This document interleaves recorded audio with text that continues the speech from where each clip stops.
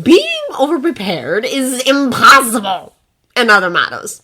By Please Now 1 to 3. Chapter 15. To the Future. Well, that makes a nice even 35. Kakashi brushed his hands cheerfully. 35 isn't an even number in any way, shape, or form, Sakura glowered at him. It is now, Kakashi declared. That doesn't make sense, Sasuke muttered under his breath. Anything I say makes sense, scolded Kakashi. They all rolled their eyes at him, and he grinned. So let's go pick up your armor. They followed him through the streets, picked up their armor with many thanks for Yamada, and retreated to their training grounds to tug it on. Well, it's been 3 weeks since we arrived back in Konoha, Kakashi announced as the kids pulled on their footwear. And you may have noticed I was pushing you hard to finish D ranks and smooth out all your training. They focused on him instantly, all going still as they sensed he had something important to say.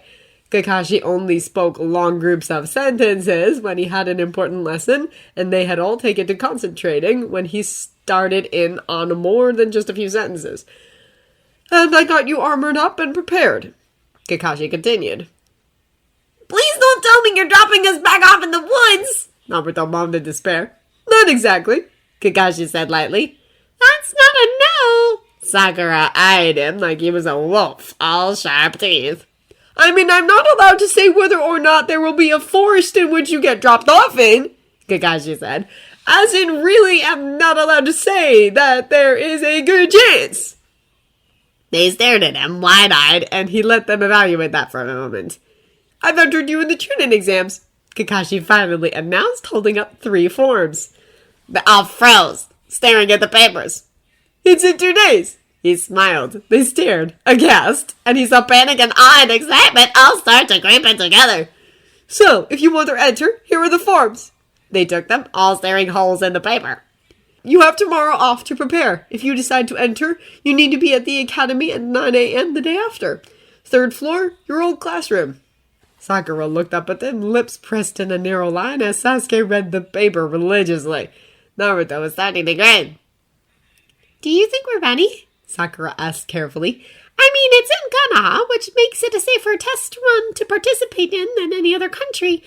But are we actually really ready? He offered her a grin and ruffled her hair. Yes! He smiled. She beamed! Naruto grinned behind her, and even Sasuke smiled, pleased. Kakashi felt the intrusion before even the first knock, sensing the minuscule but revealing flare of chakra that was almost unnoticeable in the village of ninja. Kakashi stood and flashed a few signs at his students so as not to alarm them, and was at the door in a moment, smiling in welcome at the 2 shadowed figures standing inside his gate. Hokage-sama, Umino, would you like tea? That would be lovely, the Hokage smiled. Kakashi held the door open, and they entered, towing their sandals off to follow him down the hall. Kakashi led them to the back garden, where Sakura had already pulled out extra cushions for the guests. Sasuke had went to the kitchen to fetch tea at the sound of their conversation. Tea! Naruto crowed happily, reaching for a hug. The Hokage readily folded him in an embrace and smiled a lot more genuinely as Naruto babbled something about his day. Naruto went for Umino next, and Kakashi watched in interest as Umino's smile softened and deepened from politeness to fondness.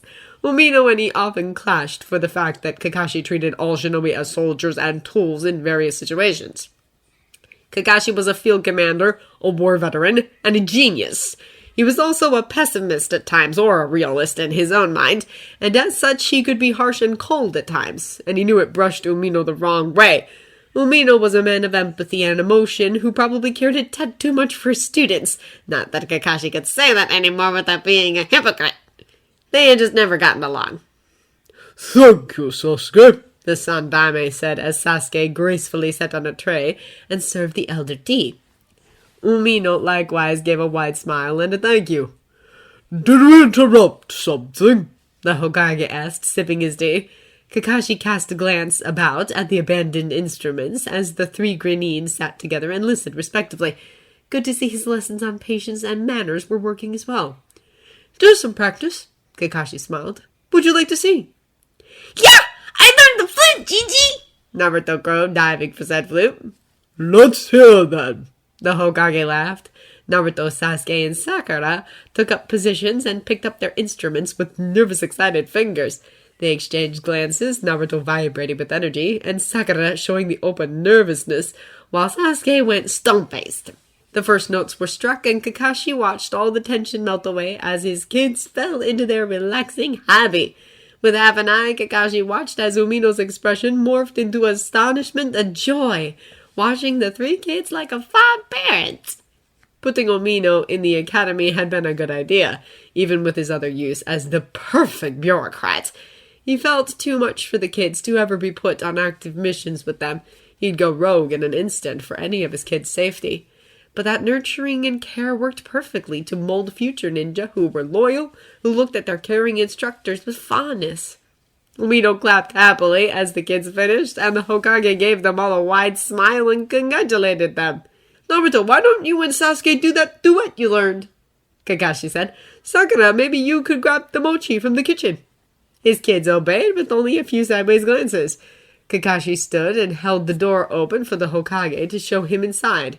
They left Naruto and Sasuke picking up a jaunty tin, the music drowning out their footsteps as Kakashi led the Hokage to what was a neat and tidy little office.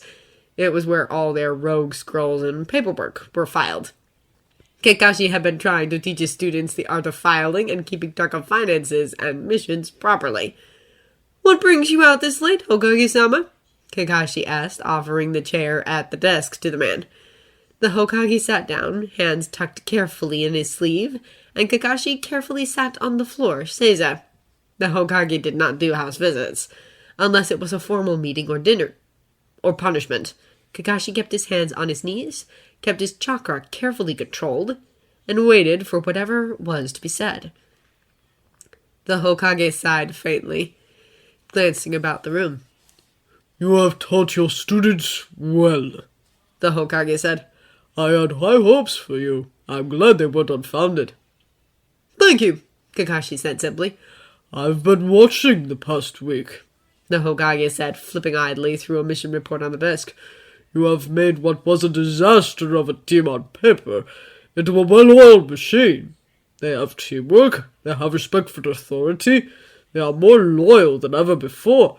The Hokage paused, frowned. Kakashi waited for the other shoe to drop, even as a faint trace of pride welled in him. "I had my doubts about the team. The civilian-based girl, the Boken Uchiha, the Kyubijin Tsuneki, a political boundary cake of a team. But you did what you do best, Kakashi. You preached teamwork and left no man behind. You have made a team I think is on the way to greatness."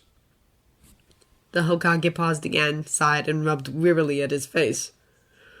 "You've given them weaknesses, too," the Hokage said calmly. "Weaknesses?" Kakashi questioned. "They are like you," the Hokage said pointedly. At first there was pride, but it withered to ash on his tongue, and Kakashi abruptly felt sick.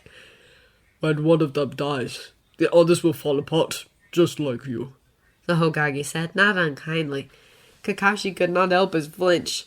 Kakashi knew the failure of his own Genin team, knew how the world had crumbled and grayed, and Kakashi had been the only one to walk away. He had learned to care and learned what caring too deeply did, all in only a few years. He carried those regrets every day. But he had survived. He had survived and fought, and was still loyal to Konoha.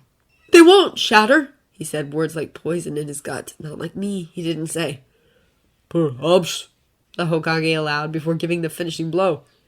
"They're more likely to all die together." Kakashi looked down at his hands and tried to hide his trembling. There was a scream building up in his throat of horror, of denial. "But," the Hokage sighed, "I can't say you did wrong. Of all the shinobi in this village, they will need bonds that strong the most." But Kakashi couldn't agree anymore. What if he had just molded them into his old team? One dies and they all fall like dominoes with one shattered husk remaining. "Atake Kakashi," the Hokage said solemnly. "I have a mission for you." The Hokage has always held Kakashi's leash, always known how to make him focus. And so Kakashi snapped out of his doubts and snapped to attention. He could scream later, could worry his way into being sick later. But for now, his Hokage was commanding him. "Yes, sir," he said. "I will need your full attention for this," the Hokage said, looking solemn. "I have only trusted 3 other people with this information." Kakashi slipped into the cool, controlled veneer that had gotten him in and out of Anbu alive. "I am yours to command, Hokage-sama," he bowed. "Good. The Chunin exams," the Hokage started. Kakashi sat perfectly still as the Hokage delivered his mission. In the very end, the Hokage stood and handed him a small security-locked scroll. Kakashi checked the authenticity and then summoned Pakun to take the scroll somewhere safe. The Hokage clasped Kakashi's shoulder and gave it a firm squeeze, eyes dark and sad all at once. "I am counting on you, Hatake Kakashi," he said solemnly. "I will not fail you, sir," Kakashi saluted. "Good. Now let's go get back to the Ganin. I can feel the agitation from here." When they returned to the porch, Naruto had eaten half the mochi, and Umino was showing Sakura a tune on the shamisen. Sasuke was sitting carefully looking like he wasn't tracking Kakashi by his chakra signature. "Shall we hear another song before we go for the night?" The Hokage smiled. Kakashi watched his students clamor to obey, and carefully did not look at Umino or the Hokage again.